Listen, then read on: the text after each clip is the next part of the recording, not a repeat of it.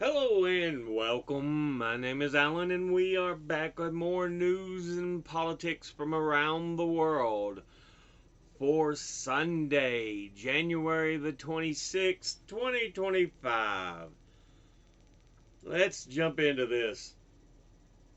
First article we have to look at from Ken Klippenstein. United Healthcare appoints a new CEO following murder. Of course, we're talking about the actions taken by Luigi Mangione on Brian Thompson. Leaked talking points detail ensures PR push amid incoming CEO.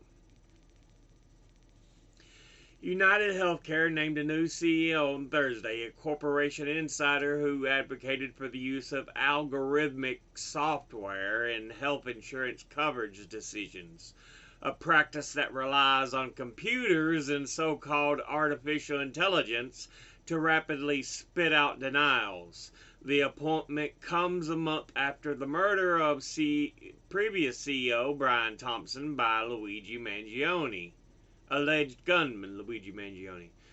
New CEO Tim Knowles stressed in a message to staff that there would be continuity with the previous CEO.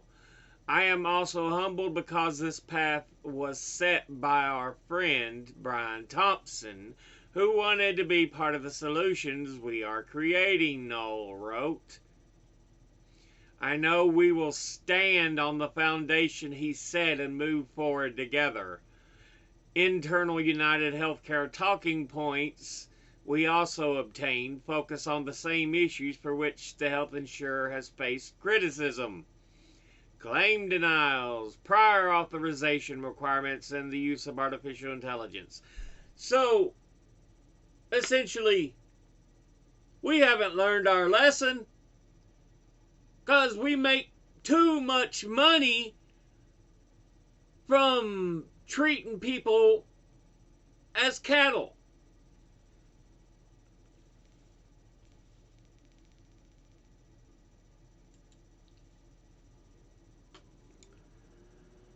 I got from the Appalachia Reddit. What exactly does Appalachia get, or where exactly does it get its reputation as scary and supernatural?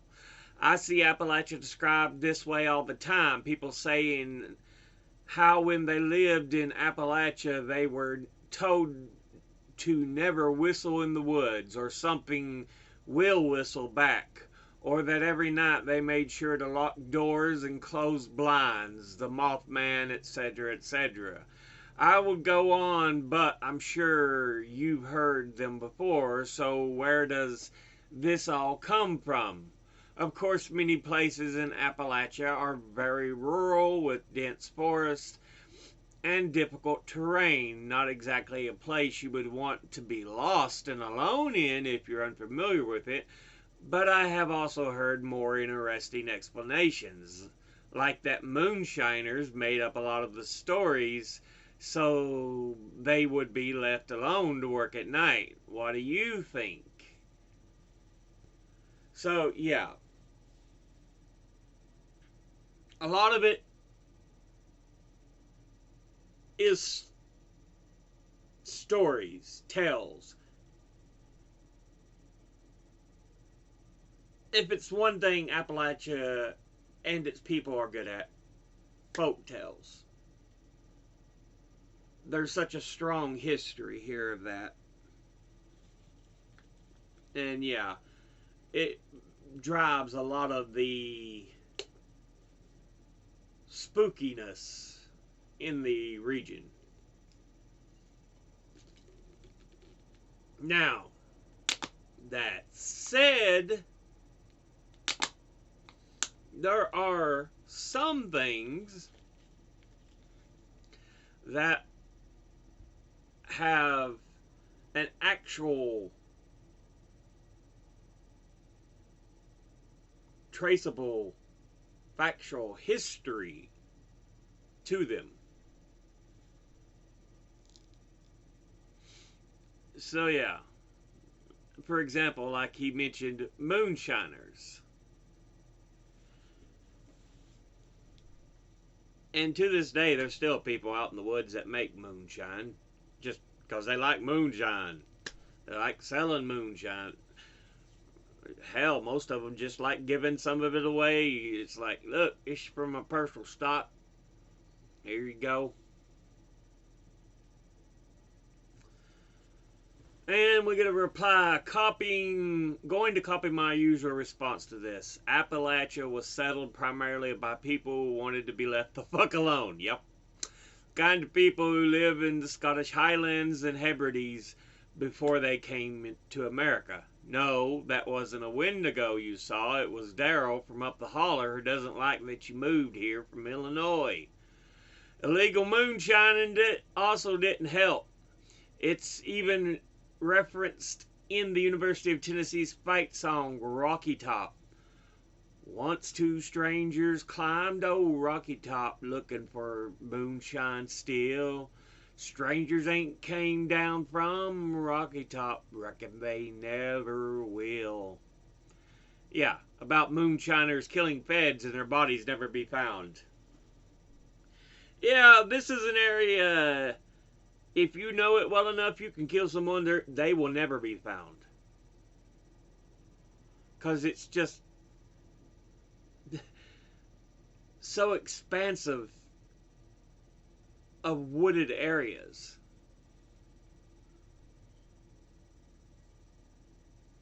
You can go into some valleys. You'll get no responses if you holler out, hello!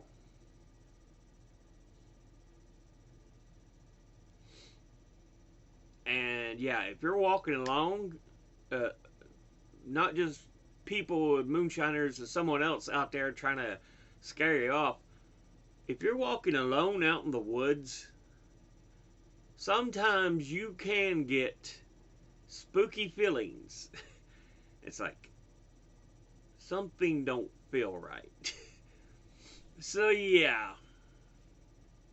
But they reply, both that and the fact the Irish settled in Appalachia as well, and you know how the Irish love a good story, even if they have to make it up. Like I said, it's one of the key things here, folk tales.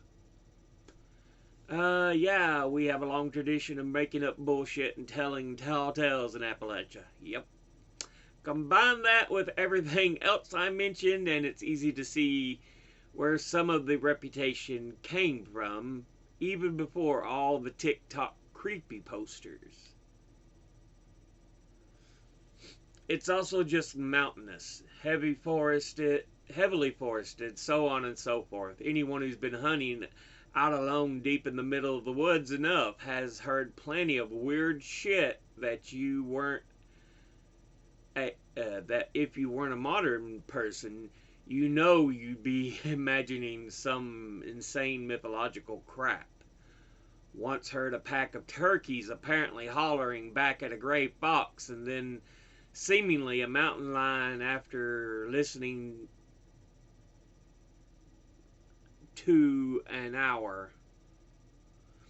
I know what all those things are supposed to sound like. Still took me a hell of a lot of contemplation to figure out the weird combination of sounds without a coherent pattern coming up through the ridge. And heady wind was also heard, maybe 4 to 6 trees deadfall in the woods during that. If I was alive 300 years ago, I probably would have thought a witch was killing a baby and some other wild crap. Walking by yourself miles into the woods on a perfectly still day with no wind in the early summer and hearing a tree deadfall 30 yards away is unnerving, to say the least. Yeah, like I said, sometimes just being out in the woods alone,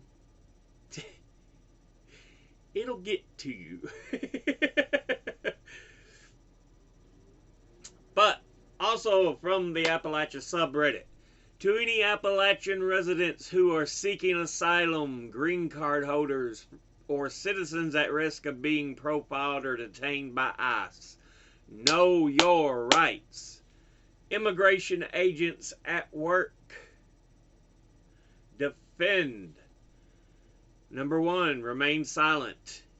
If you choose to speak, remember to not lie.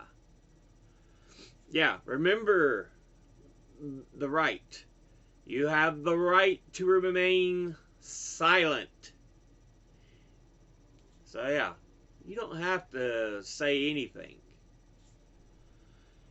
Number 2, show your valid documentation or copy of your pending process.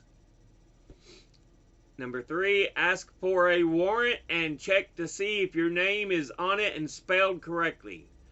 Number 4, do not sign anything. Number 5, do not consent to being searched. Verbally say, I do not consent to being searched. Number 6, remember, ICE may lie. Do not agree to follow them anywhere.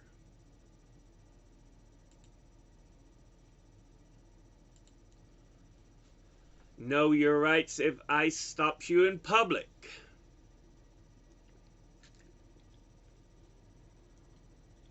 A lot of them are the same. You have the right to remain silent. You may refuse a search. You have the right to speak to a lawyer. Okay. So yeah. All people living in the United States, including undocumented immigrants, have certain U.S. constitutional rights. They're still rights, yes, you get, regardless. If you are undocumented and immigration, ICE, officers stop you on the street or in a public place, know you have the following rights. Yeah, you do not have, you have the right to remain silent. You do not need to speak to the immigration officers or answer any questions. You may ask if you are free to leave. If the officer says no, you may exercise your right to remain silent. If you are asked where you were born or how you entered the U.S., you may refuse to answer or remain silent. If you choose to remain silent, say so out loud. I am exercising my right to remain silent. You may show a Know Your Rights card to the officer that explains that you will remain silent and wish to speak to an attorney. You may refuse to show identity documents that say what country you are from. You do not show any false documents and do not lie, because they can get you on falsification or lying to an enforcement officer. So yeah. Again, you may refuse a search if you are stopped for questioning but are not arrested. You do not have to consent to a search of yourself or your belongings, but an officer may pat down your clothes if he or she suspects you have a weapon. So yeah. And again, you may have the right to speak to a lawyer. If you are detained or taken into custody, you have the right to immediately contact a lawyer. Don't let these pigs get away with the evil they like to commit. Finally, from the Appalachian subreddit, a question that's a bit hard to put in words. Why is Appalachia so strange? Kind of similar to the first one from the Appalachia subreddit we just read. I've lived all across the East Coast, and no place has been quite as inexplicably weird as Appalachia, specifically West Virginia and Kentucky. I'm sure you've felt it growing up here. It feels haunted. I guess things happen, people disappear. I hear sightings of weird animals all the time. To make a slightly cringy comparison, if you've seen the show Gravity Falls, Appalachia really felt like that growing up, and even now.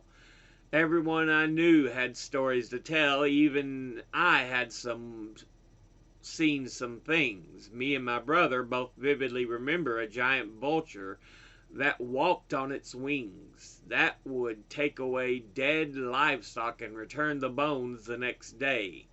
I remember finding calves while hiking in on my parents' farm, and that their walls and would whisper to me.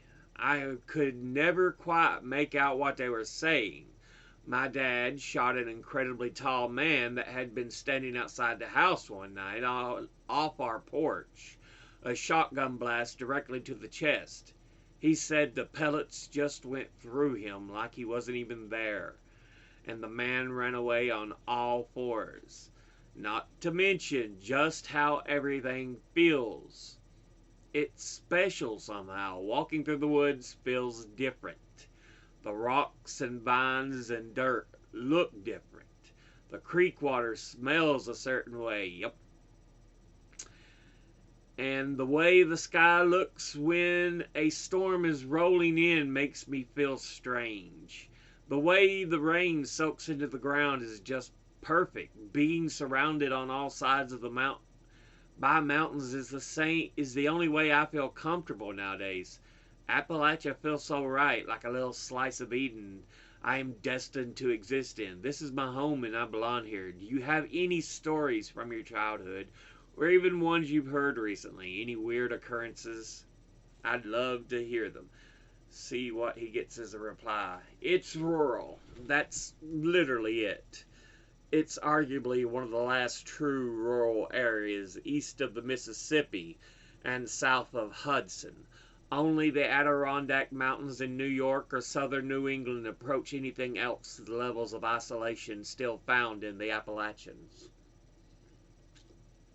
This isolation lends itself to communities being insular and superstition being common, since you need to be extra safe and cautious out in the woods. You aren't going to try and scientifically analyze the strange shape you see moving at the edge of your property. You're going to rightfully defend yourself from a potential threat. Same with people disappearing. It's not some supernatural or conspiratorial thing. It's just rural as fuck. Police aren't going to be able to do much if they have no resources, and the locals won't help. Most of what you're feeling in terms of the surroundings is nostalgia. Appalachia is as touched by humans as any other places we've been.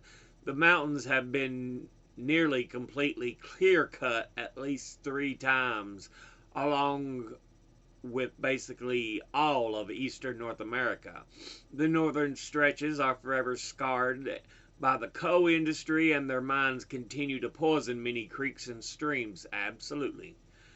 Any ancient wisdom they had was destroyed when the lumberjacks sawed the last of the old growth forests. It's a shame, too. People see trees, forests as a resource or a product, not a treasure to be protected. I will say, though, I am very jealous of your native magnolias. They grow in New England where I live, but it must be something else getting to see a healthy grove of them in a cove. And we get responses to that. I would add Michigan's Upper Peninsula to your list, but otherwise agree. I suppose it's north of the Hudson, but still east of the Mississippi. I've lived in both Southwest Virginia and Upper Michigan. Similar vibes, just different accents and great people. Yep, northern Michigan is definitely still close to frontier territory. Incidentally, some of the only remaining large stands of old growth white pine are found there, as well as surviving population of American chestnut. I think he means American chestnuts. Uh, he just kind of misplaced the S there. There are some magnolias that are so stunning and majestic in my area. My favorite tree. It takes me a bit to adjust when I travel because I really forget how bright and noisy the rest of the world is. Once you're used to living in the hills, it's hard to live anywhere else. It really is. Macrophylla is my personal favorite. It looks straight out of the rainforest. Fraseri is a close second, followed by Tripetala. Amazingly, I have all three. They've always been such cool trees to me, the last survivors of a once warmer world. Yep.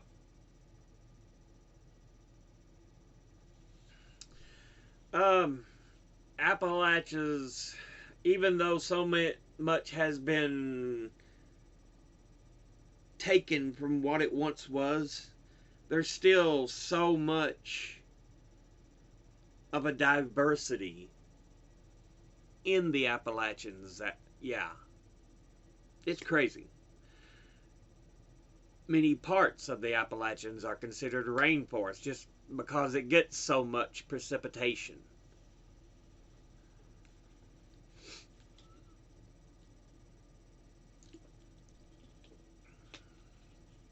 But yeah.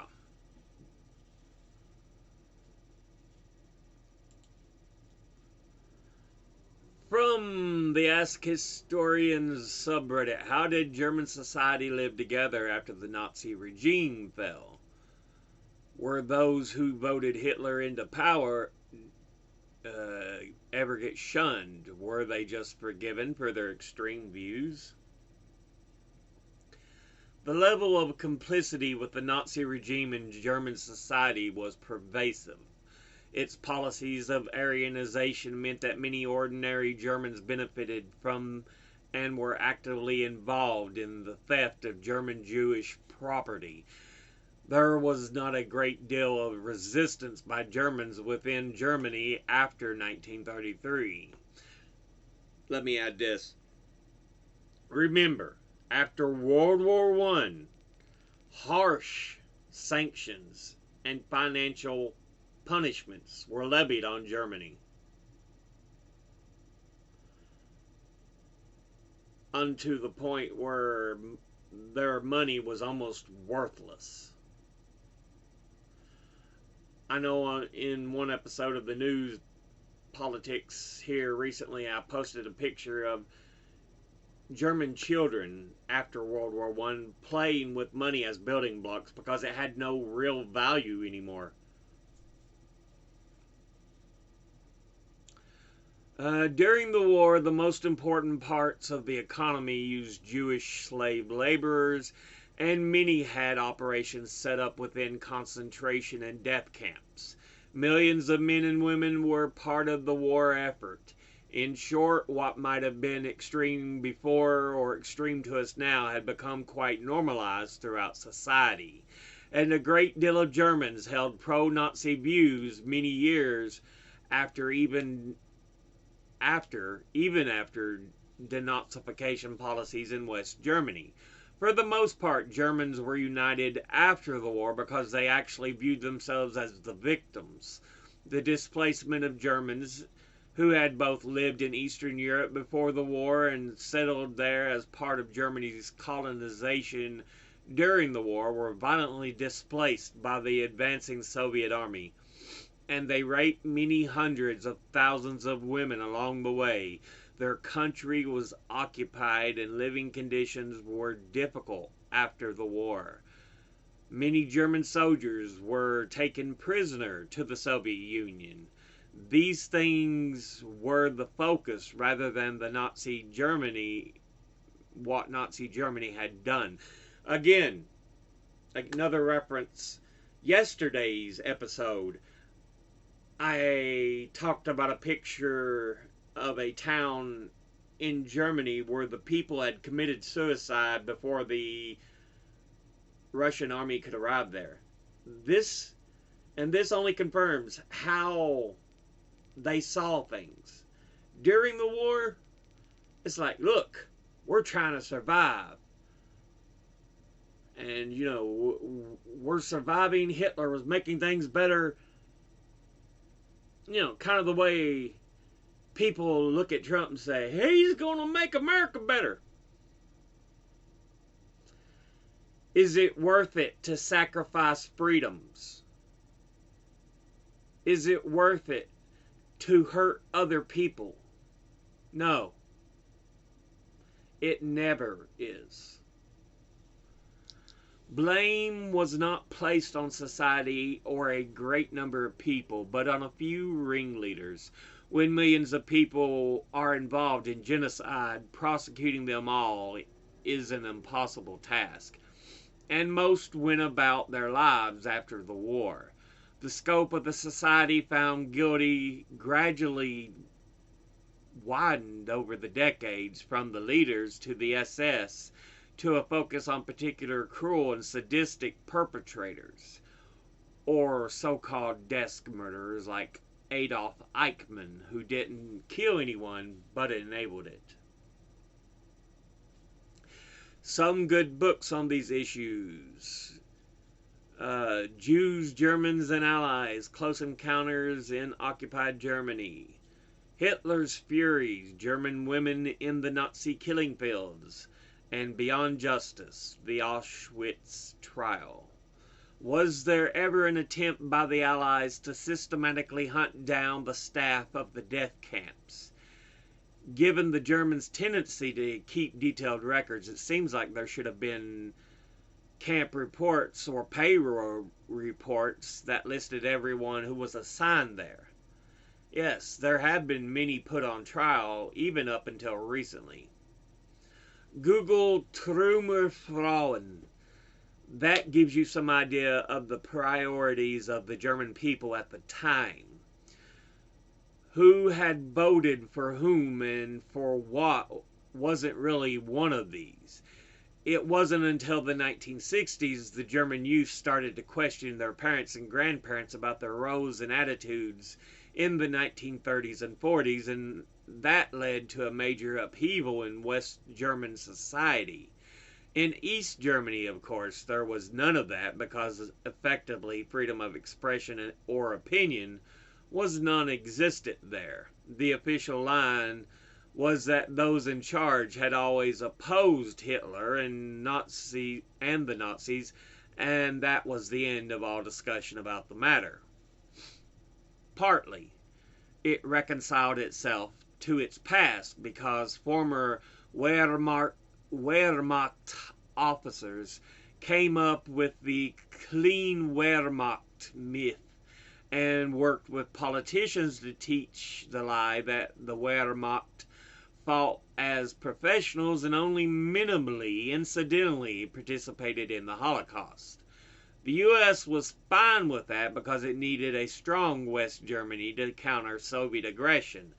You know, the communists and the Soviets, communists, who they now saw as their enemy. Because, I mean, almost immediately after World War II, it did not take long for American eyes to turn toward the USSR and fears to be spread. How did a strong West Germany counter Soviet aggression? So, that's everything in that so far in that subreddit. Now, let's look at some data is beautiful. Oil, gold, coffee, and flowers top the list of products the U.S. imports from Colombia. And this is important because Trump is wanting to put tariffs on Colombia, and Colombia is like, fine, we're going to put tariffs back on you. So yeah, we're about to see some prices skyrocket.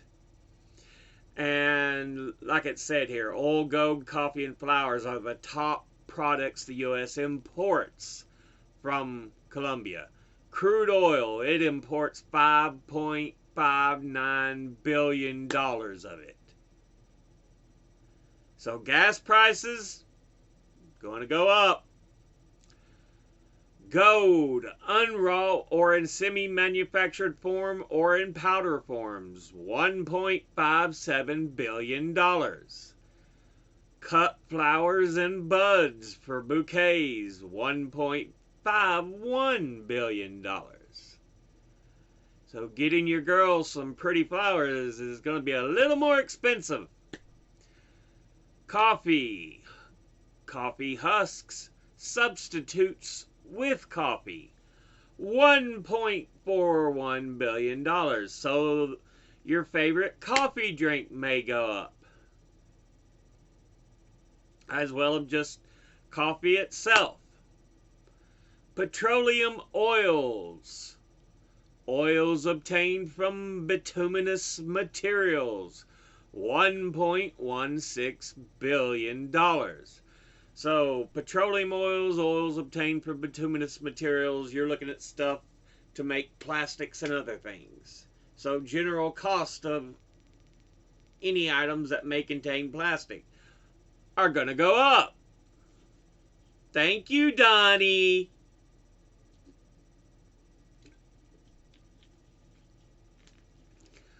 Aluminum structures and parts of structures. This is where it drops off a bit. $573 million. Bananas and plantains, fresh or dried, $287 million. Coal, briquettes, ovids, and similar solid fuels, $283 million. Precious stones other than diamonds and semi-precious stones, $265 million. Extracts, essences, concentrates of coffee, tea, mate, roasted chicory, $175 million. Electric transformers, static converters, and inductors, $161 million. Cane or beet sugar, chemically pure sucrose, $150 million. And fish fillets and other fish meat, fresh, chilled, or frozen, $110 million. So, yeah.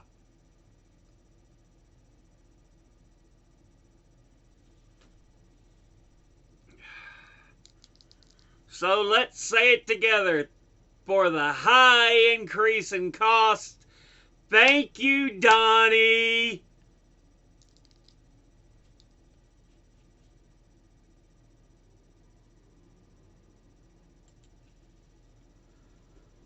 Now, let's look at some pictures from the history porn subreddit. Soldier, would you mind standing up? I'd like to take your picture. Robert Kappa said to me. It was the last good picture of my right leg. And of course, right here's the picture. I'm assuming he had to have it amputated after battle or lost it due to other reasons. So, yeah.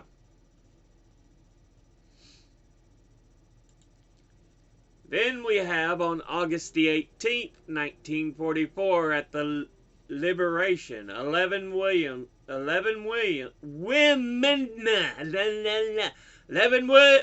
suspected of collaboration were shorn in Chartres as a sign of humiliation, including Simone Tussaud. So it's a town in France. And I'm assuming this is when they're liberating France from Germany, because it's 44, the war's still going on, but I think it's meant as a humiliation to those they thought were they suspected of collaborating with the Nazis. And there's the picture.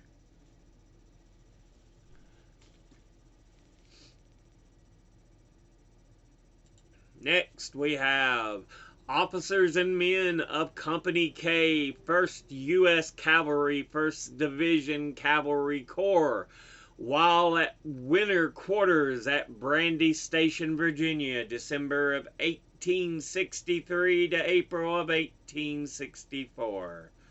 So yeah, Civil War. During the Civil War, they had winter quarters located in Brandy Station, Virginia, and you'd want a place you could really hunker down, because some of the winters can get ridiculous. So yeah. And this was at the height of the Civil War. The U.S. So this is Union soldiers as well. So this one is 2 women being arrested due to new laws about modesty about bathing suits. Chicago, Illinois, circa 1922. This woman right here is they're wanting to lock her up, and here's the other woman. My goodness, what would they say about bathing suits now? But this even tells you, back then, this Puritan attitude that, oh, you must be modest. Dress like a proper lady. Yeah.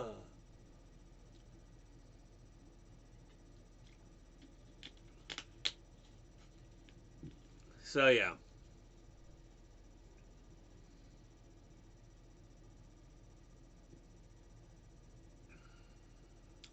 And finally, we have an image.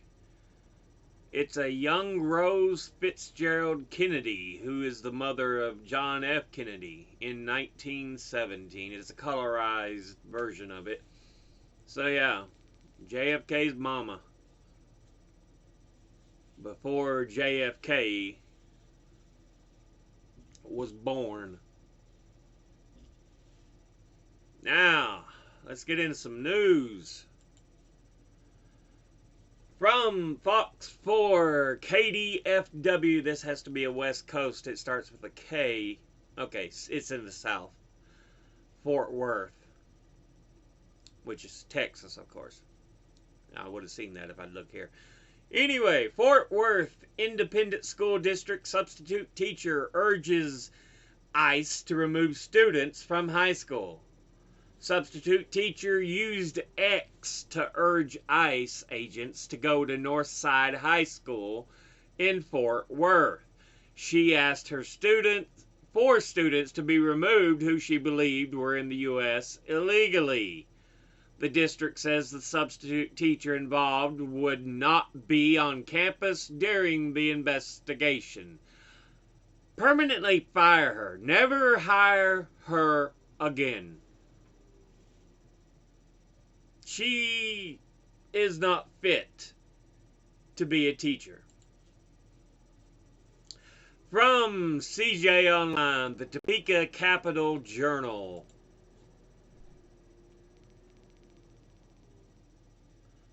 Kansas tuberculosis outbreak is now America's largest in recorded history. Think about that. Tuberculosis is a huge part of American history. One of the famous parts of the Old West when you think of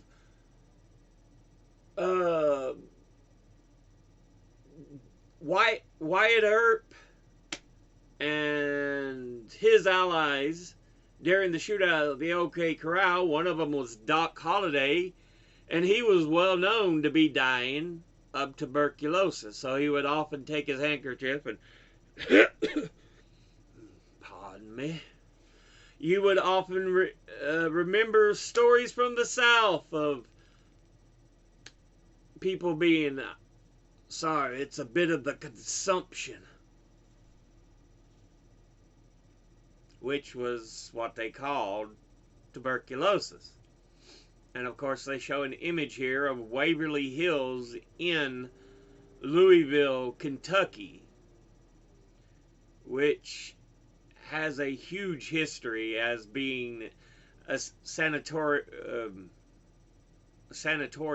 that was solely to treat tuberculosis patients.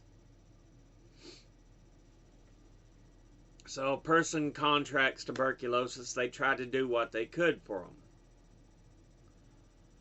They would have so much, and because so many people did suffer a horrible end there, tuberculosis killed a huge portion of people. It's now suggested it may be haunted, so yeah.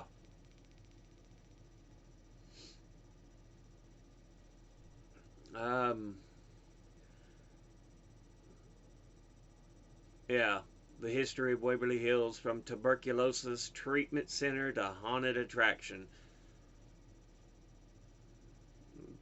They're showing an example of it. But yeah, apparently now in Kansas, an ongoing tuberculosis outbreak in Kansas has become the largest in recorded history in the United States.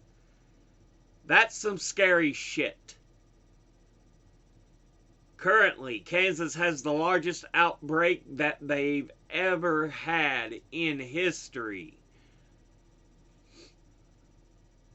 As of January 17th, public health officials reported that they had documented 66 active cases and 79 latent infections in Kansas City, Kansas metro area since 2024. Most of the cases have been in Wyandotte County, with a handful in Johnson County. And here we're at a point in time when Trump's like, health, National Institutes of Health, don't talk about health incidents going on across the country. I think something like this would be important for them to talk about. But no, of course, Trump's a moron. From 14 News, Tri-State's news and weather leader, EPD. Parents refused to pick up teen from hospital for over 6 hours. EPD, Evansville, Indiana. Okay. 6 hours. 2 people are facing neglect charges after police say they refused to pick up their child from the hospital. Police were called to St. Vincent just before 2 a.m. Sunday morning. Officers say 41-year-old Jeffrey Sheda and 36-year-old Amanda Osman were both contacted about picking up the 13-year-old. According to the Evansville Police Department, a social worker attempted to call the child's stepfather, Sheda, it might be Skeda, around 7 p.m. Saturday because her mother, Osman, was not answering the phone.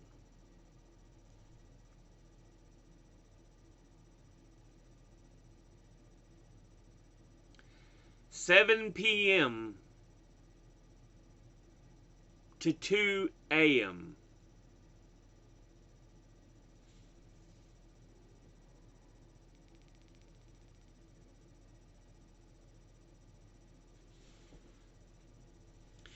People like this don't deserve the right to procreate or be parents. They don't.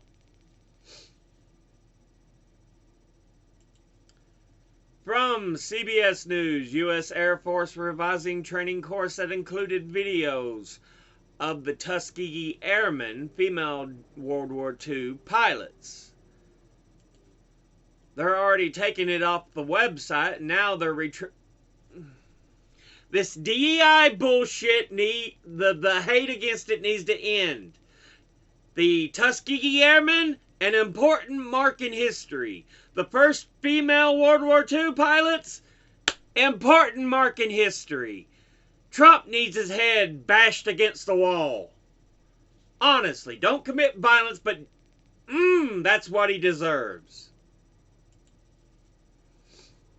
From abc.net.australia, dingoes bite 2 children on Kagari Fraser Island in as many days. I only posted this because there's always that joke about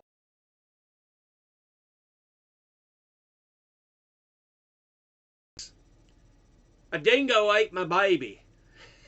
Well, in this case, it literally tried to eat someone's baby.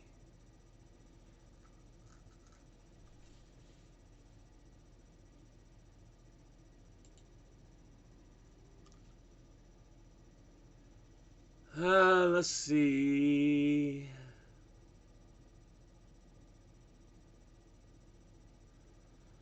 Will you pull up what I asked you, or did my internet just quit? Again it says this, what the hell's wrong with it? Reload. There we go. If from the political discussion subreddit, if Donald Trump decided to run again in 2028, won a third term, and a hypothetical Republican majority certified the election, what would the repercussions be for ignoring the 22nd Amendment?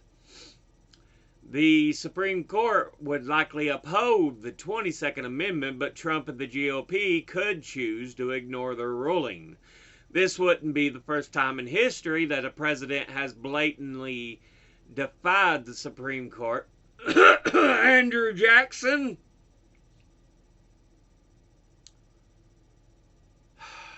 What do you think would happen in this scenario? Would this likely lead to other constitutional amendments being ignored? Could it spark a revolution or civil war against Trump's America? Would law enforcement, the military, or state governments intervene to protect the Constitution? Again, the Constitution can be totally ignored in its explicit language. If the Constitution can be ignored in its explicit language, then how can things like Congress, the courts, and the presidency continue to even be recognized? Their power is through the Constitution, and if they destroy the legitimacy of the Constitution, they destroy their own legitimacy. Yeah, he's exactly right. I mean, the Constitution itself states this branch has this capabilities, this branch has this capabilities, this branch has this capabilities. They have checks upon one another. And thus, these are the rights granted to them by the Constitution and what they can do. If the Constitution is ignored, then it's no longer a democracy, it's no longer a republic, it's no longer a democratic republic. It's an authoritarian nation at that point. And response: okay, but what are you going to do about it? This is a challenge that the left has. Thus far, we have held on to the traditional decorum. We keep attending tea ceremonies. We keep messaging normalcy. It's a bare-knuckle street brawl. Somebody just broke a bottle, and most of the party is insisting that we follow the Marquess of Queensberry rules. in order for something to happen, it has to matter that these norms are broken. Someone has to be the one to say, John Roberts has made his ruling, let him enforce it. The challenge there is that enforcement is attached to the executive branch. And again, that's where he mentioned wouldn't be the first time presidents have ignored it, and I coughed and went Andrew Jackson, because the Supreme Court ruled in favor of the Cherokee Nation that they had the right to stay where they were. But Andrew Jackson said, you've made your decision, now let's see you enforce it, and sent them and 4 other tribes on what is now known as the evil and monstrous Trail of Tears. We will be stuck in the same situation as every other fascist regime. If the military sides with the dictator, then the people have zero chance. We have long ago abandoned the ideas at our founding that government should serve the governed, that government derives its legitimacy from the governed. This right here is why the DOD purged and installment of Hegseth terrifies. Trump wants complete loyalty of military. He gets that, then it is game over. I wonder if the 3D U.S. regiment, infantry regiment, the old guard, will be renamed to Leibstandarte Donald Trump. The Secret Service could put their initials on collar patches. Of course, a reference to the Nazis during World War II. Because who had their names on collars? But I forgot their name now.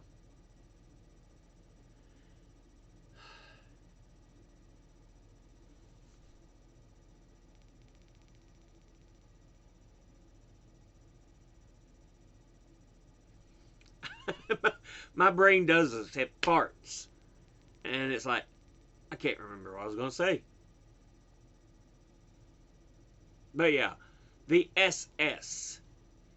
That's what they had on the collar of their uniforms. And that's kind of the joke he's making here. Even though he's not meaning it to be funny. He's just pointing out, yeah, it could be bad.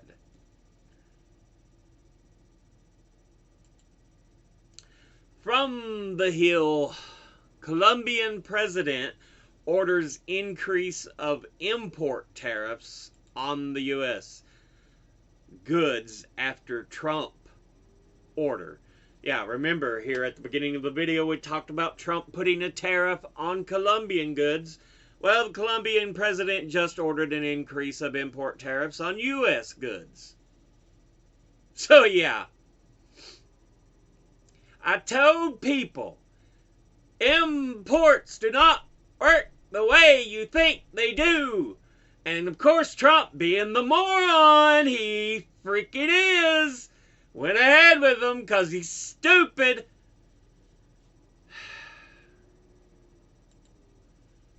From Common Dreams, AOC, Trump's tariffs on Colombia would hurt working people. They will. That's how it happens. He keeps crying, this'll be the greatest thing you ever was. No, you're a damn moron. You don't know a thing about actual how tariffs affect things, and you show this all the freaking time. Why people think you're a genius, I have no clue, because you're one of the largest idiots in the world. Trump is about to make every American pay even more for coffee. AOC wrote, Trump is all about making inflation worse for our working class Americans. Yep, that's where we're going. Reload. Thank you. Memory. Okay, so I gotta clear some stuff when I get done with all this. From the Independent, Elon Musk's daughter gives fiery response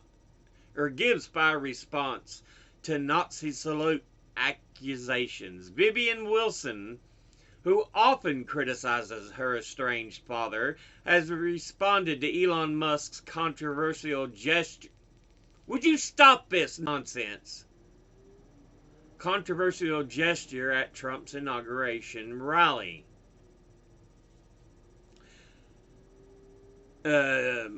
Vivian Wilson, who legally changed her name when she turned 18 to ditch the association with her father, did not name Musk, but heavily hinted she was responding to the Capitol controversial incident at Monday's rally at the Capital One Arena. I'm just going to say, let's call a spade a fucking spade. Wilson wrote on Instagram's Thread platform on Tuesday. Especially if there are two spades done in succession based on the reaction of the first spade. Yeah. Yeah. He gave a Nazi salute. He's a freaking Nazi. There's no way about it. No other way about it. You can't argue anything else. I'm so tired of people being like, oh, it's because it's autistic. How many autistic people do you see giving Nazi salutes? Oh, it's because he's got Asperger's. Oh, it's because he was super excited and he wanted to give his heart out to the... I don't know people who go, I want to give my heart out, and then give the freaking Nazi salute. When you say, I want to give my heart out, you go, I want to give my heart out to you. You know, stuff like that. You don't freaking give a straight up Nazi salute. Freaking idiots. From The Guardian, it's a death sentence U.S. health insurance system is failing, say doctors. Firms, including United Healthcare, have denied basic scans and taken months to reconsider, physicians say. Months that are serious when it comes to some people because their life literally may depend on that time. People like United Healthcare? These are not good people. Most insurance companies are not good people. You want to know why? Let's talk to the idiot rich people right now. You want to know why people weren't angry at what Luigi Mangione did? Because too many people have been screwed over by the monstrous behavior of healthcare companies and their avarice and greed.